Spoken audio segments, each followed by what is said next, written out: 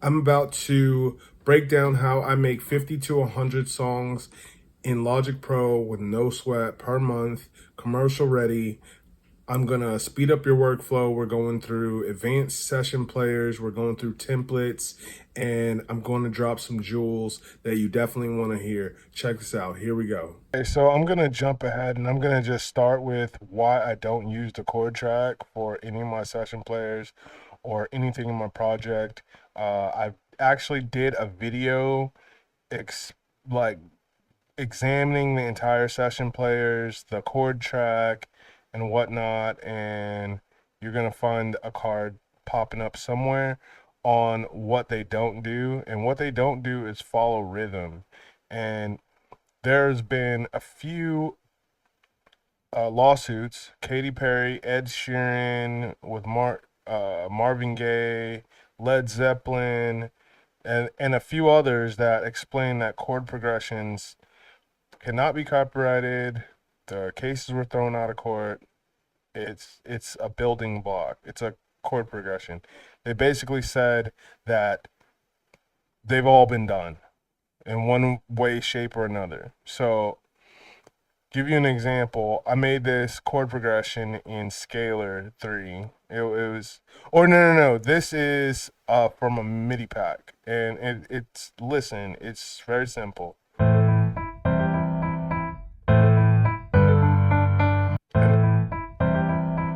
And it has a melody with it.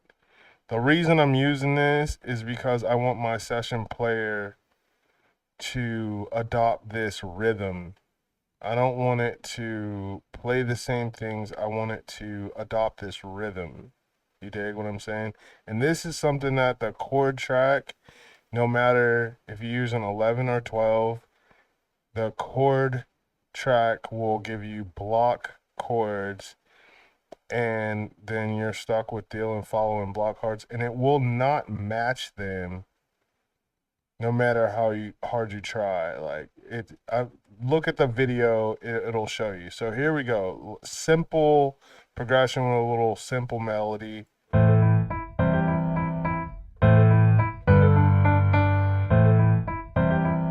And then my session player that is following it, like I'm showing you, is following instrument 1. This is just to jump ahead.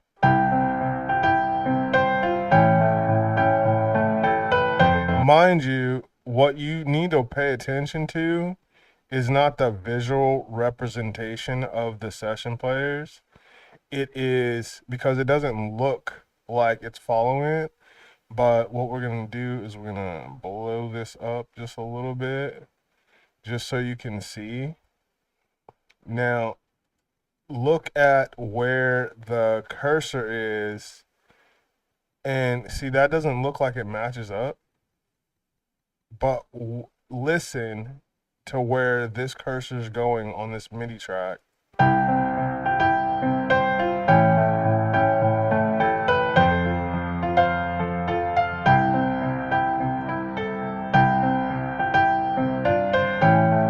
So you see it's following what I decided to do, right? With this is my MIDI track. Like I could make one in Scalar or Captain plugins, or I could play something or whatever, and it actually will also do it with audio files. And it doesn't matter if you're in Logic 11 or 12. So the upcoming video is going to be about, did they just try to sell us something that was already in Logic 11? And I believe they did, because I'm showing you proof right now.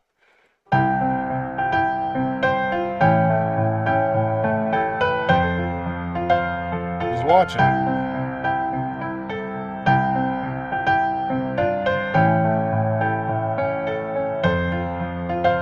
It's just another method that they did not show you, and this is the way I do it. It's a lot more exact than the chord track, as I explained. Now, the big thing we're gonna go back to is the template. Like, this is what we're focused on here. What you need to know is the Logic Pro session players react to a lot of things that are going on in this DAW. A whole lot of things, and you just miss them if you didn't catch them. You know what I'm saying? So, like, if you notice up here, okay, so arrangement track. So you see how this says bridge, and I can change from bridge to this, that, and the other. What we're talking about is song arrangement. So when you're making this template, is you can basically set up everything how you want it. This is what you want to focus on, and it's your arrangement and your marker tracks in your template. Like, if you can't see those, go to track, and then you're going to go to global tracks, and then you're going to go, I have hide because I have them. It's either show or hide, arrangement track and your marker track. If you're doing a YouTube video or a short, a reel, anything, you want to see maybe the movie track. Signature track is for advanced composers. I wouldn't even chord track, this, that, and the other, right? What you want to do is, because these tracks right here, the arrangement track, is really going to affect what happens, right? So you can make that an intro, a verse, a chorus, a bridge, an outro, right? Matter of fact, I have it set on bridge for these first two. It actually affects the way the session players respond and act. So, like, here we go.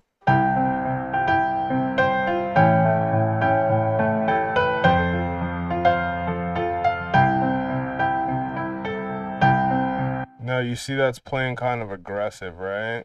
And then if I change this to intro, and I'm going to change this one also to intro, all right? We're going to go down here.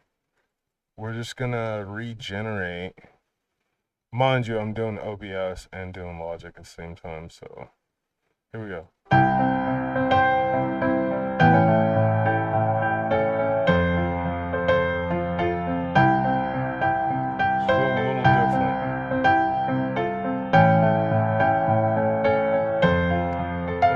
So that's coming in to the verse, right?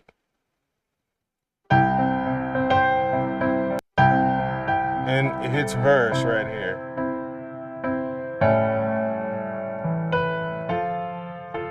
The big point we're trying to get at is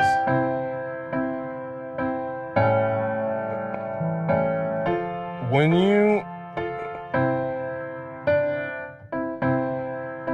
have your arrangement markers set, look at the playhead right here. I'm gonna start that over. Look at the playhead.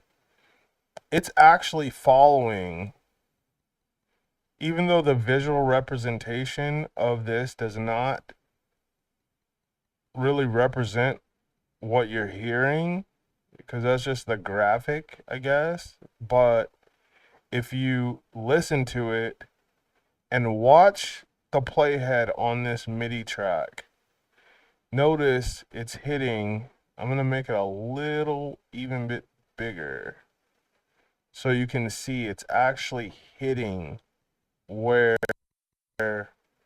my MIDI that it's following. And mind you, I'm going to do this. I'm going to put no plugin.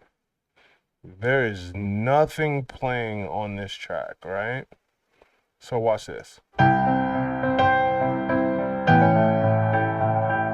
Boom, boom, boom, boom, boom, boom, boom.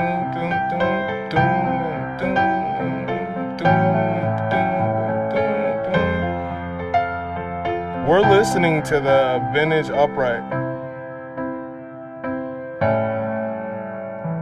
And now it's playing in the style of a verse breakdown, right?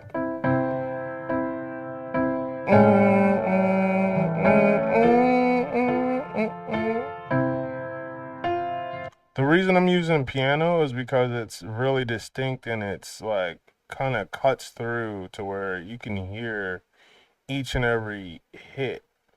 And that's what I'm trying to tell you. Like, you can program your session players to play how you want them based on MIDI file audio. This is in Logic 11. It wasn't new for Logic 12, so that's why I have a video about why they're lying.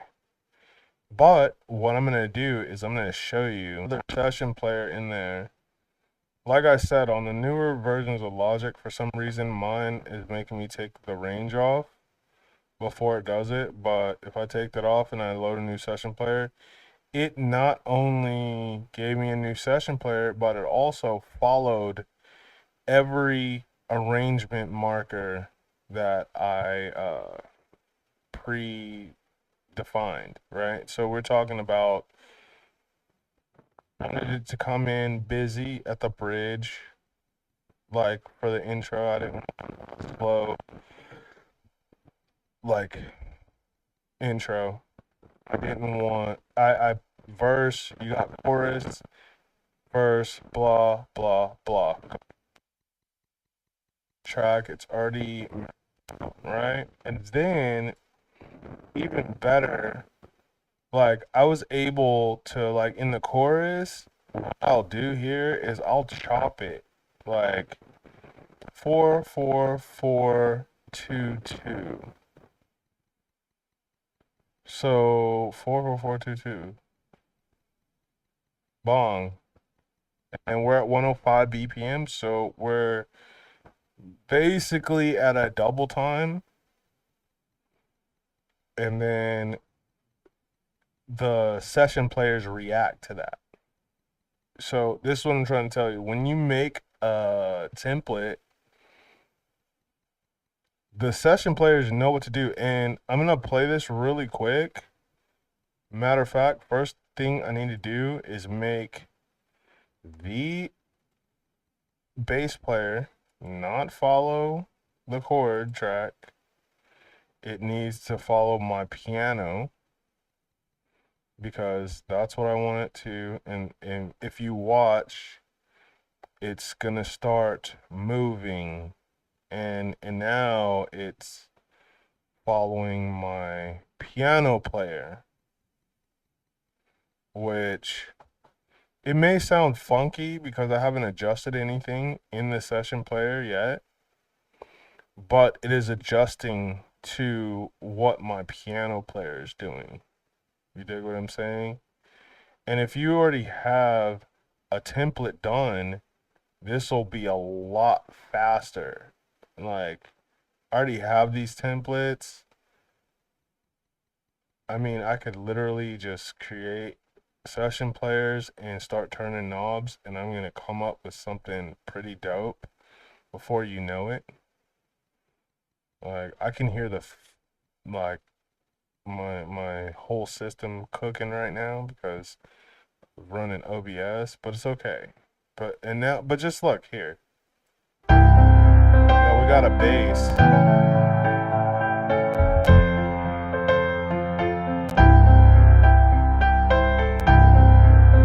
And they're hitting. It's not done even rendering that, but it's hitting. The bass and the piano are hitting right where the MIDI I designated, because this is designated, look, bong, boop, bong, bong, bong, bong. Even if the visual representations don't, like, properly explain, the audio does. Listen.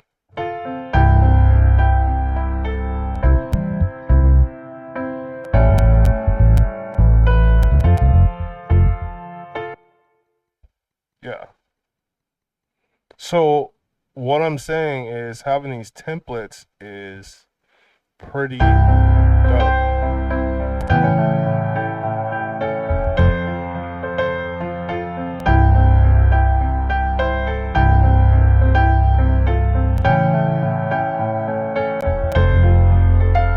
And just in case if you're wondering, I don't make just like trap music or R&B. I make a lot of corporate music and a lot of like advertisement, TV, film music, like background stuff. Like I said, I'm using the piano so you can hear the sharp cuts in it and you can see where everything's at. But I hope you're getting the idea. Like let's just move this to the chorus, maybe.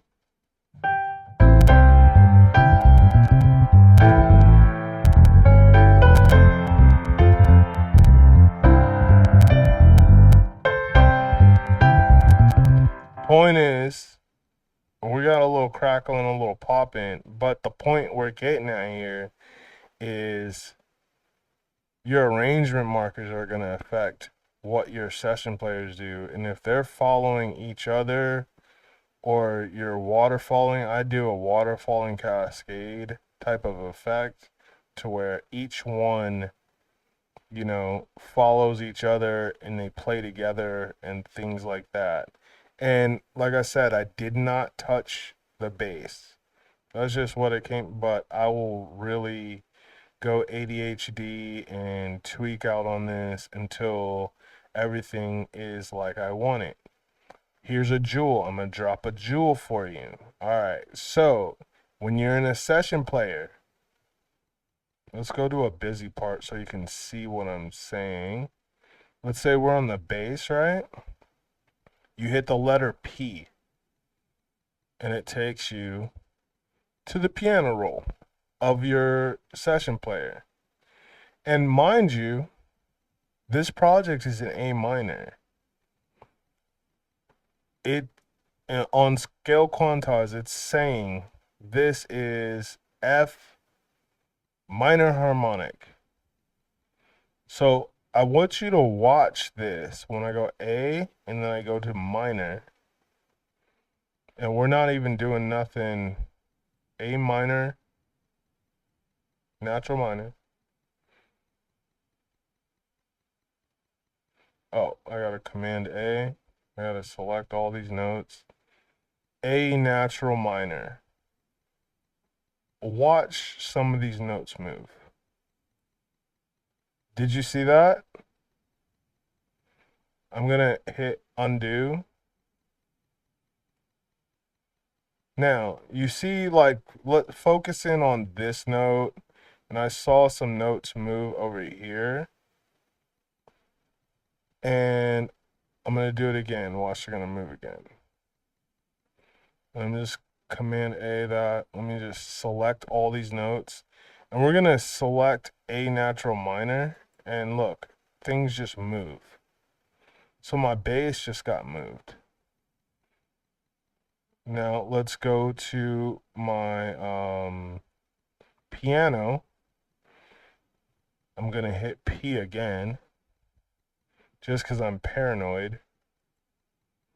And I'm going to select all. I gotta hit Command A.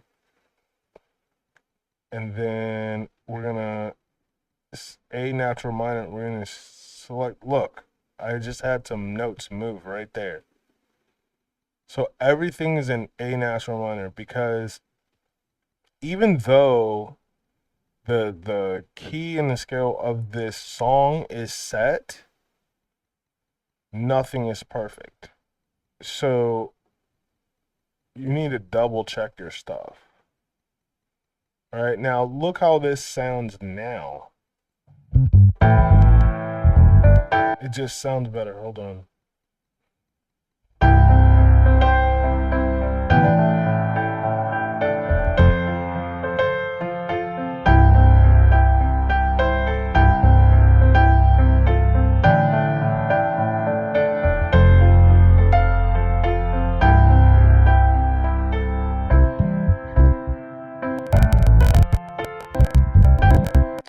And just like any other producer on YouTube, I'm not gonna sit here and make like a dope trap beat for you to, like, you know, get jiggy with.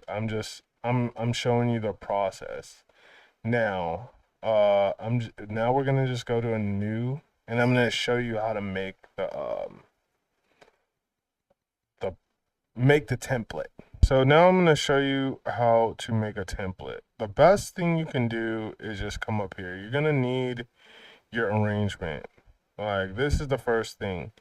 Every song has a structure. Every professional song has a structure.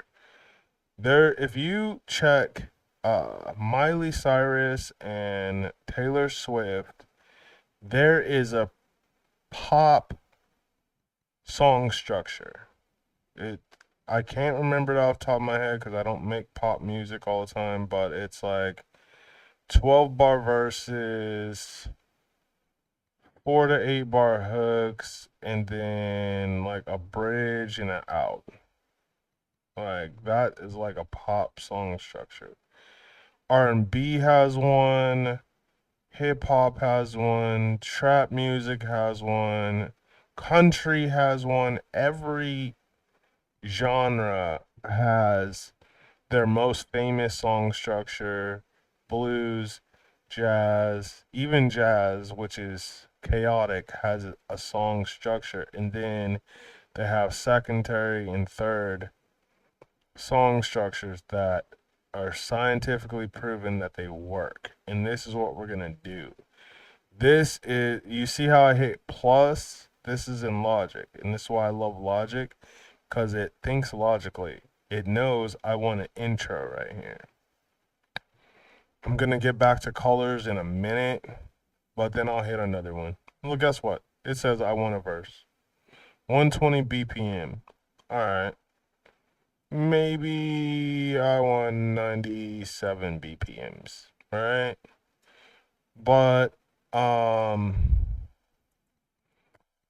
then okay, so you got 8 bars on a hip hop rap. The most common is 16 bars, right? You got 16 and you go 32, 31, 32, right? And then we're gonna add another bong. 1, 2, 3. That's 4. We need 8. 5, 6, 7, 8. Bong, right? The hook, the chorus. Now, Logic is telling me I want a bridge, which I may or I may not. I'm gonna leave it just because for the sake of it. It says I want an outro, but here's what you want to do. Like, I want another verse because I'm spitting hot fire. I need more bars, so we're just gonna drop it to like 72. I don't know, what is it, like a 8, 12 bar verse? Like, where are we at? 56 to 72. Yeah, that's 16 right there. We need another hook, right? 1, 2, 3, 4. 1, 2, 3, 4, 5, 6, 7, and 8. And now we need more bars, bro. And we don't need a bridge. And I'm gonna explain to you why we don't need another bridge. We need another verse, cause like Dylon, we're gonna spit hot fire. So like just get whatever. And then we got an outro. You have a chorus, you can have an outro, whatever. What have you. We're gonna option C this whole situation. So alright, so outro, be cool as a fan. We're gonna go to verse, it's hot like fire, we spitting fire like Dylon. We got a chorus, hook, that's medium. temperature. We got a verse, also hot like fire. And watch when I do this. You're gonna like it. Purple, it could be hot, it could be cool, you never know. Chorus, we're gonna go back to yellow. And this verse is hot as fire. Intro is super duper mellow. I don't even know. I'll just put that color. Here's the catch, right? Now, when you go to marker, because when you collapse this, you're not going to be able to see the arrangement markers. But the song markers, if you do this, don't do this. Do not push this plus button. Go to over here and go create from arrangement markers. Bong. So now when you close this, you can see the markers you made. Like they just show up. And mind you, okay, so that's gonna work. The session players are gonna read your arrangement markers, right? So that being said, you could chop these. Like if you use a scissor tool, if I go back over here, if I go right, 1, 2, 3, 4, if I chop this,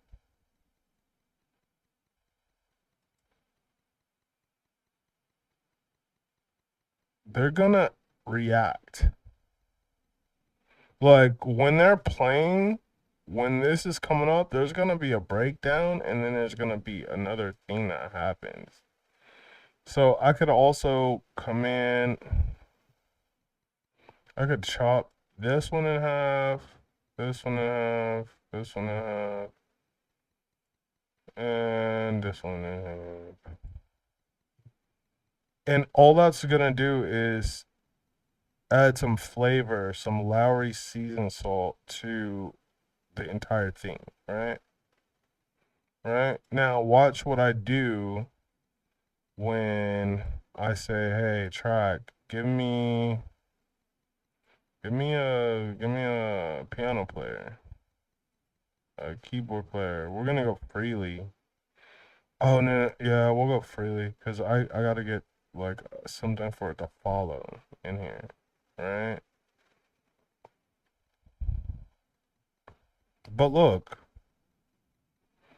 the song's already like got structure, and it's literally going to play in the styles. It's gonna play a verse.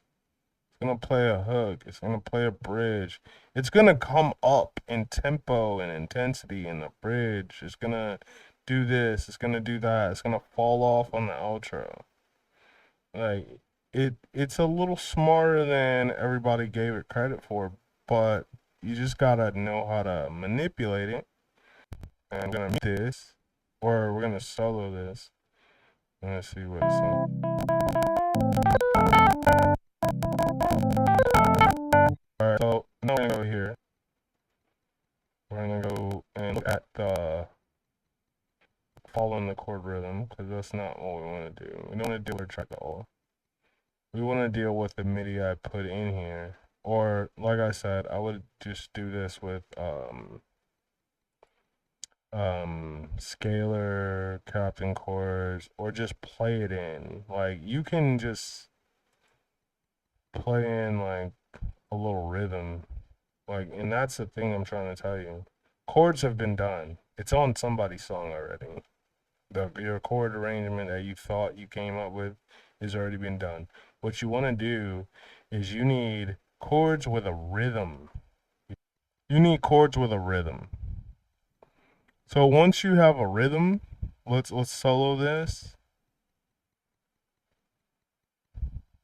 All right, now let's look at what happened here.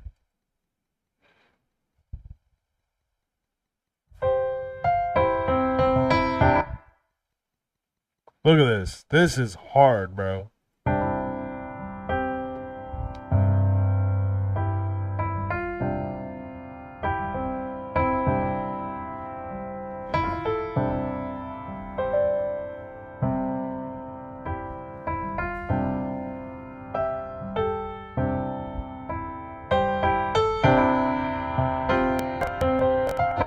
And just to show you it works, and hopefully my computer doesn't start acting crazy. I'm gonna put another keyboard player, and we're gonna go with broken chords because I like broken chords, and we're gonna manipulate the what's the name right quick. We're gonna we're gonna show you how I do's it. You know what I'm saying? Because what we're gonna do is gonna unsolo that. It's gonna take a minute. Okay. Like you're not gonna want to follow this rhythm. What you're gonna want to do is follow the Studio Grand because it's got a lot more flavor, a lot more Lowrys on it. So, and then I'm gonna take off the right hand or the left hand, and I'm gonna kick it up a notch. We're gonna go with 4-voice fixed inversion. It just depends on what key you're in. If you're in like a Mixolydian or a, I don't know, a like Phrygian chord, you might want to use a. Don't quote me because I told you I have ADHD. So, but you're gonna want fixed inversions because those scales are alternate scales. They're gonna want fixed inversions. We're gonna pull the complexity down, and we're gonna put the swing at like 61%. 51 is MPC swing, by the way. So I just want to let y'all know that. But we're gonna do that. And then give it 2 seconds.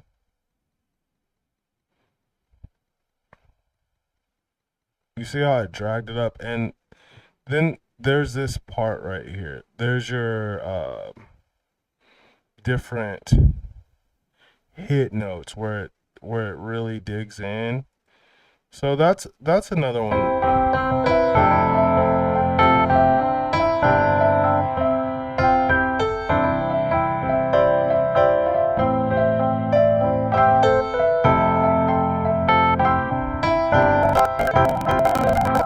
See, okay, so I got 3 different explain. I'm gonna now. All right, first of all, I'm gonna play it.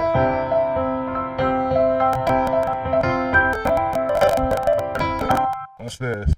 We're gonna go here.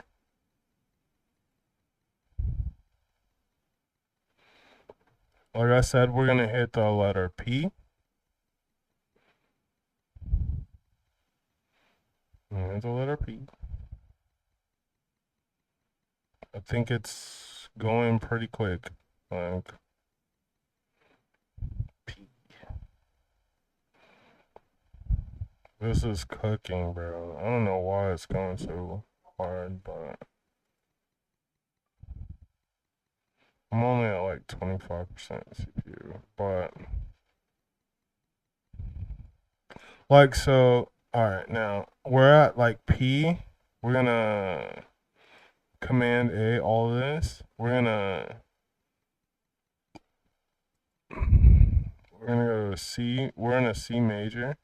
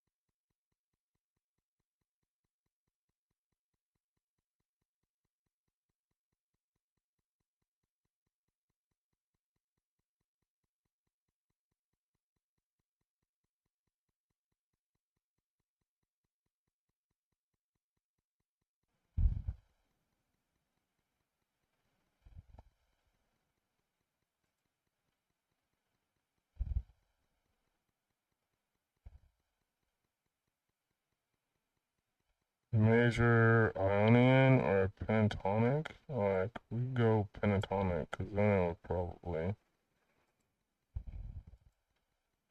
It's already there. It won't let me scale quantize this. Alright, so, like, let's try this one. We're gonna go to the piano roll. And look, it's already gonna be set in major Ionian. So this session player got it. So now let's listen.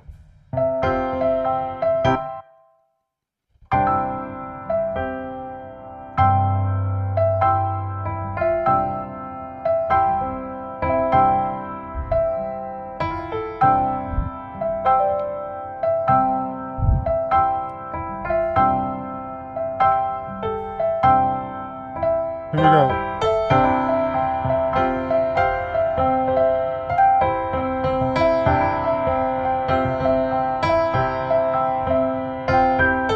All right, long story short, when you make one of these templates, before you start making a beat, you just do file and save as template.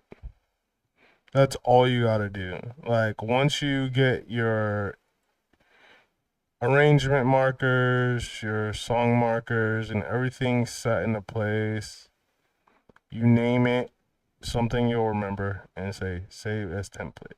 File, save as template. And then now you can just bring this up and you can start throwing stuff, session players in there, and you can just get busy with it. And then you can work. Like I've had like 8, 9 templates that are go-tos, 3, 16 verses with this, that, and the other. Then I had pop template, I had R&B template, I had all of them, but some stuff got erased. So that's what I was showing you. All right. Yeah. Oh, check out the reason why I said the new Logic Pro 12 Chord ID was garbage, and why I think the 12.0.1 update was trash. And anything else you can, like, think of, feel free to message or comment. Peace, guys.